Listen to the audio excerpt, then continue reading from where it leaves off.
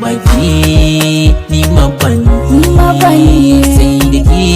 rayuwa za ta yi daɗi baby baby. Ni mabani sai da kai rayuwa za ta yi daɗi baby baby